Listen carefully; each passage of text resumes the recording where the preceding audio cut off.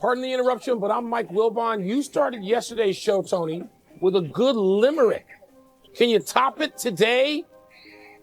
I'm Tony Kornheiser, and I'll try. There once was a GM so daft, dealt his star and gave fans the shaft. Some said he'd get fired, but last night he acquired the number 1 pick in the draft. How's that? That's good. That's pretty good. I think that's that's even better than the Pope one. It's not the Pope, although in Dallas they would say it's more important than the Pope. But maybe in Dallas, but not the rest of the world necessarily. Welcome to PTI, boys and girls. In today's episode, the Mavs win the draft lottery, the Timberwolves beat the Warriors again, and baseball reinstates Pete Rose. But we begin today with the Boston Celtics again blowing a double-digit second-half lead and losing to the Knicks last night to fall behind 3-1 in their series. Potentially worse for the Celtics was their best player, Jason Tatum, going down in the fourth quarter with what might be an Achilles tear. Wilbon, you were there. What did last night mean for this series and for the Celtics' future? Tony, it was monumental, and certainly in a way that we didn't want to see. Sitting there watching Jason Tatum writhing like that, and the pain on his face and in his voice, and it was just awful. And there's so many players, Tony, as you and I have noted, we talked about some of them, you know a lot of them. There's so many of them, former players, sitting courtside, they feel they instantly knew. Some of them have had Achilles tears. Many of them have had serious knee injuries, ankle injuries. And afterward, they just all sat around very quietly, and you would say, what do you think happened? They're like, I know what happened. And we have not gotten official word on that yet from the Boston Celtics. But it just feels, doom for right now. For Jason Tatum, who's only 27 years old, and people come back from these injuries. They do. They really come back and have all-star seasons, Kevin Durant. They do. But for now with the Celtics, what does it mean? They're down 3-1 without their best player. And if you have a 1A, in Jaylen Brown, they're still missing a guy who had 42 points last night in 3.5 quarters. He's a great player, first team all-star on my ballot. And so now you lose him from the series. The Knicks get one more game at home if they can't close it tomorrow night in Boston. And then you start to wonder, if they're eliminated, the Celtics, what happens to the Celtics going forward with a $500 million roster? And they become big picture questions. But for now with the series, Tony, the Knicks are in control at 3-1. Yeah, let me be very clear about this. If Jason Tatum can't play, this series is over. The Celtics cannot and will not beat the Knicks 3 in a row. But let me be also clear about this. When Jason Tatum went out last night, the Knicks were ahead. The Celtics were not ahead. The Celtics were in the process of having blown a 14-point lead that they had in the third quarter. That play where he got hurt, that play finishes with OG Anunoby flushing a dunk, right? And then is a 9-point lead with 3 minutes to go. I don't believe the Celtics with Jason Tatum are going to win that game. He had 42 and they were down 9. So, that is my reasoning. I was dead wrong on this game, as you know. I thought the Celtics would win game 4 like they had won game 3. And let me just say this, they're the defending champions in the league. 4 times they've had sizable leads in the second half, and 3 times they have lost those games. Mike, they missed 17 of their last 21 threes. I'm sorry, is anyone coaching this team? Does anyone look at tape on this team? This is not excusable. It's not. Well, Tony, I tell you all the time, this is what they believe in. And so you and I have both said, is there a plan B? They're not looking for a plan B. This is what they're going to do. And they kept throwing them up. And at one point, I thought they missed 6 in a row when the Knicks were making up that deficit, going from minus 14 to plus 9. That's a 23-point swing. And, and they're going to play like that tomorrow night. They are. This is what they want to do, what they believe in. And you know what? It seems like they can go out believing in it too. It really does. Let's move to the stunning outcome of last night's NBA draft lottery. The Dallas Mavericks won the top pick in the draft, despite having just a 1.8% chance of doing so. So, after your boy, Tony, GM Nico Harrison, gets months of criticism for dealing Luka Doncic, he lucks into Cooper Flagg. So what does this result mean for the Mavericks and for the entire NBA? Well, the first thing it tells us is that Nico Harrison has saved his job. He makes what I think is one of the more terrible trades in the history of the NBA a while back, 2-3 months ago, and now he's sitting on a bed of roses. Mike, you and I have talked about this. I am not a conspiracist, but if I were a conspiracist, I would sketch it out pretty much like this. I want to just consult my notes on this. Nico Harrison makes a completely insane trade. The reaction, getting rid of Luka Doncic, the reaction in Dallas among the fans is anger. Just terrible anger, an eruption of anger. Yeah. Then you hear that the owners aren't even crazy about staying in Dallas. They might want to go to Las Vegas. The team collapses because of injuries and other things. They end up in the play-in game. They lose in the play-in game, and then they end up in the lottery. So then the league says, hey, we got to fix this. Dallas is a really important franchise. And they rigged the lottery so that the team with a 1.8 chance of winning it actually wins it, and they get Cooper Flagg. And as you and I both have talked about, Cooper Flagg will be more popular than Luka Doncic even in Dallas. And when you put him next to Anthony Davis, there are going to be times when you're going to say to yourself, wow, this feels like Bird and McHale. And then they're going to get Kyrie Irving back, who is a championship guard. He has a ring as a point guard. So now Dallas is fixed. Dallas is thriving. Nobody's going to talk about Las Vegas. And the only thing that could screw it up is if Nico Harrison trades the number one pick. That's the only thing. Yeah. And now the plot thickens. Yeah. So you and I, we've talked about this for weeks, giggling like two little schoolboys saying, if I was ever going to fix something, it'd be this one. Yeah. And you and I had it narrowed down to like San Antonio, Dallas, Philly, and we both were okay with Chicago and Washington, but we were centered on Dallas, Philly, and San Antonio. Boom! It's Dallas. Tony, and there's other factors. There's so many factors. There's so much intrigue. It goes on forever. The plot thickens because if you're the Milwaukee Bucks and you're going to trade Giannis Antetokounmpo, and you're calling the Dallas Mavericks to say you want to win next year? How about giving us Mr. Cooper Flagg? How about that? Because that's a more attractive offer than even the 2 and the 14 coming back from San Antonio for Giannis. So, Tony, we're going to hear about this. You know, I was told today by somebody who should know that the Mavericks won't do that. And this owner has seen what the seething anger has done to his business. Business. And that's what billionaires pay attention to. And there are all sorts of things you and I got into on the phone, and we'll have time to get into them later. There are implications of culture and race and all sorts of things involved with this acquisition, this pick, the reaction, the perception. Oh my God, they're going to be, we won't be able to get away from it, nor will, because it's irresistible, but wow. Well, that's right. Again, I'm not a conspiracist, but I do believe in the frozen envelope, and I would do it exactly this way. Let's move to baseball's decision to remove 16 deceased players from its permanently ineligible list. The headliner is Pete Rose, who passed away last September. Commissioner Rob Manfred said in a statement that, quote, obviously a person no longer with us cannot represent a threat to the integrity of the game, unquote. Manfred said he felt like a lifetime ban was enough. Rose and the others are now eligible for Hall of Fame consideration. Wilbon, how do you feel about Manfred's decision and his reasoning? Tony, so far the news is relatively new to us. I'm just numb to it. I find myself just not giving a damn. And it's like, Pete Rose is dead. He's dead. And Pete Rose, who was so outspoken, and a guy that you covered more than I did. I did really more in managing and retirement. Fascinating, often crude character who we always loved talking to. Always. And we can't even get a reaction from Pete Rose because, once again, Pete Rose is dead. Shoeless Joe has been dead almost 75 years. I don't know how long Eddie Seacott, now I'm going back to the 1919 White Sox because that sort of resonates with the kid from the South side of Chicago. But, Tony, they're dead.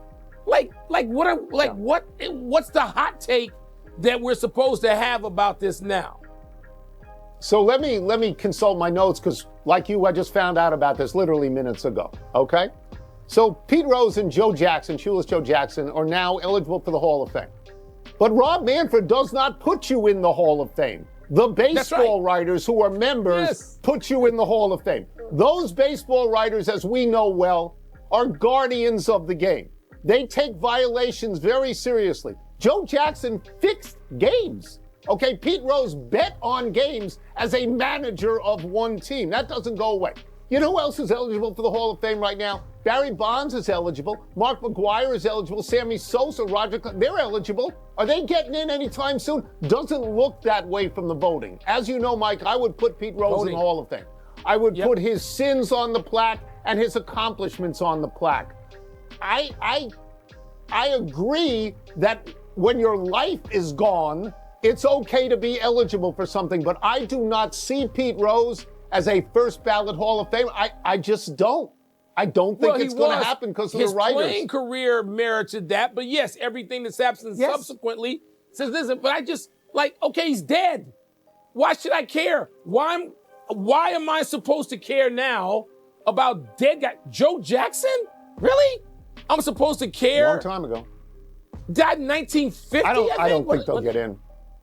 No, you don't think they'll get in anyway? Let's take a break. The voters. No, I don't. The voters are top. No. They're top. Let's take a break. Coming up, the Timberwolves beat the Warriors again. Is Anthony Edwards or Steph Curry the bigger story in this series? And are the Pacers or the Nuggets more likely to win on the road tonight? Mike, I'm going to go back to the lottery for a second. I'm going back to the lottery. The Wizards tanked.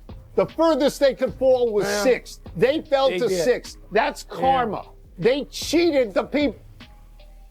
Time for toss-up. 2 men enter, 1 man leaves, finishes the show, and settles in to watch the biggest sports story of the night, whether the Nationals will snap their 6-game losing streak. Yeah. What's first? Toss-up, who deserves to be the bigger story in the Wolves-Warriors series? Anthony Edwards or Steph Curry? Just for the record, I watched last night when they got walked off by the Braves. Okay, this question is easy. The answer is Steph Curry. He's hurt, he's out, and they can't win without him. Anthony Edwards having a nice series, getting better as the series goes on.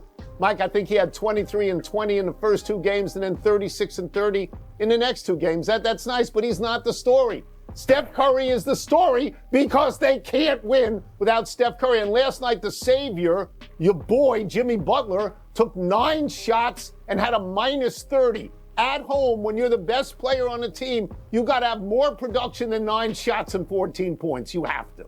Yeah, agreed. I mean, Steph Curry's a huge story anytime he's out there because it's Steph Curry. If they open the gates and you come in, people still go to see Steph Curry, #1 draw. Jersey, him shooting, warm-ups. You could charge just a warm-up fee in every arena in the league to see Steph Curry until the anthem begins, and you got to get out, and people would pay that. But Ant-Man, Tony, he's starting to be what a lot of us thought last year he was on the way to being. It takes a little while, all right? And so he has shots. And by the way, the admission after the game that he worked with Steph Curry over the summer on threes, and he learned how to shoot, and he learned how to go deeper into the court and take those 25 and 27 and 28 footers that he wasn't taking earlier. That Curry helped him with this, and he did in warm-ups, not in the game. He had the respect for Curry not to do it. He gave it a night-night in the warm-ups after he hit about a 32-foot shot. I saw Ant-Man, that. Tony, I saw that. I know you're slow to it. You want to push back on all of us who fell in love with him last year, but you're going to move over. You're going to move over. You were a sports columnist. I was a sports columnist. The column is Curry is out. Everything stems from Curry being out in that series. What's next? Toss-up, more likely to win on the road tonight, the Pacers or the Nuggets? I don't like the Nuggets to win tonight. I mean, the Nuggets have had to have miracles to win their games. They had a last-second 3 on one. They went to overtime in another. What's left for Jokic to get 50 points? But he's shooting terribly, especially from 3. So I don't like the Nuggets tonight. I'm not saying I like the Pacers, but I think that the Pacers have been really impressive in this series. They have won games small, medium, and large. They won by 1, they won by 9, they won by 20. It's a very impressive body of work from a team where nobody in America can name 3 starters. So I think they're going to win the series. If not tonight, I think they're going to win it the next shot that they've got. Yeah, I think the answer to this question specifically, though, Tony, is the Nuggets. Because they're still champs. And even when they play, like a C-plus game, they can be in it because they know how to close. And even though Joker's being defended, okay? Yeah. Oklahoma City's the number one defense in the league for a reason all season. They got bigs, multiples of them. They know how to at least try to defend Joker. Now, the Nuggets basically could have lost the other two games. The two games they won, Oklahoma City probably should have won each one of those games 1 and 3. Yeah. So the answer is still the Nuggets. I don't know. Even though Cleveland is hurt, Tony, those guys are limping around. So Cleveland looks good for the taking, but We don't know how sturdy Donovan Mitchell will be, we don't know about the other three guys. And that's right. why I think Indiana has a better chance. Has a better chance. Because once, it's reasonable. That's what I'm saying. It's reasonable, but, Joker, hard to go against him. That's it. Let's take one last break. Still to come, Michael Harris II makes a memorable catch. Yeah, against the Nats, of course. Sure. And the Blazers, and we had a preview to this some time ago, are up for sale. It's time. Washington, D.C. sports last night. Capitals lose, Wizards fall to 6, Nats get walked off by the Braves. Nice night, huh? Move. Nice night. You should move. Pick up and move. Move to a place where there's some winners. North Scottsdale. Happy time, people. Happy 22nd birthday, Jackson Dart. Dart is the Ole Miss quarterback who became the second quarterback taken in last month's NFL draft when the New York Giants took him at number 25, long after their early first-round pick of Abdul Carter. The Giants needed a quarterback because Daniel Jones had not worked out and had been released during the season. Dart completed 69.3% of his passes this season, throwing for 4,279 yards, 29 touchdowns, and just 6 interceptions. Dart started for 3 seasons at Ole Miss. He was 29-10 there. Any discussion of quarterbacks drafted this year, of course, leads to Shedeur Sanders and the line, it took 2 days to get a new pope and 3 to draft Shedeur Sanders. Tony, I spent a chunk of time the last 2 weeks in New York. I've not heard any person, not one, bring up the Giants quarterback in draft. Not one. It is all about the Knicks. It's all about Jalen Brunson and whatever's going on in Madison Square Garden. Not one mention of a quarterback taken that high in the draft. Kind of surprising. I think it's all about the Yankees and Mets, too. If you got outside the garden, you might hear a little bit of that. Happy anniversary, Bryce Harper. On this day 8 years ago, the Nationals' young MVP-winning star avoided arbitration by signing a contract extension that would pay him an arbitration record $21.6 million in 2018, his last year before free agency. Harper celebrated by hitting a 2-run walk-off homer with 2 outs in the 9th to give Washington a 6-4 win over the Phillies. Ironically, it was the Phillies who lured Harper with a long-term deal. Harper has won an MVP in Philadelphia, where he plays first, no longer the outfield. This past Saturday, Harper had 3 hits clocked at 111, 107, and 103 miles an hour. I don't begrudge Harper leaving Washington, but I rejoice that the Nats won the World Series without him. What happened? You used to be so full of vengeance, and now you let Bryce Harper off the hook like this? You should be saying, I hope he never wins a World Series, and he hasn't yet, because he hasn't with Philadelphia. Just saying. He has not. Not. Happy trails to extra bases for Luis Garcia Jr. The Nationals' second baseman sent a deep drive to center against the Braves last night that was chased down by Michael Harris II. Pitcher Grant Holmes called it one of the best catches he'd ever seen. The Braves went on to win the game 4-3, and today's good news is that Ronald Acuna Jr. starts a minor league rehab assignment nearly 1 year after tearing the ACL in his left knee. Acuna should be back with the big league team by June 1. That's Mays Griffey stuff right there, Tone.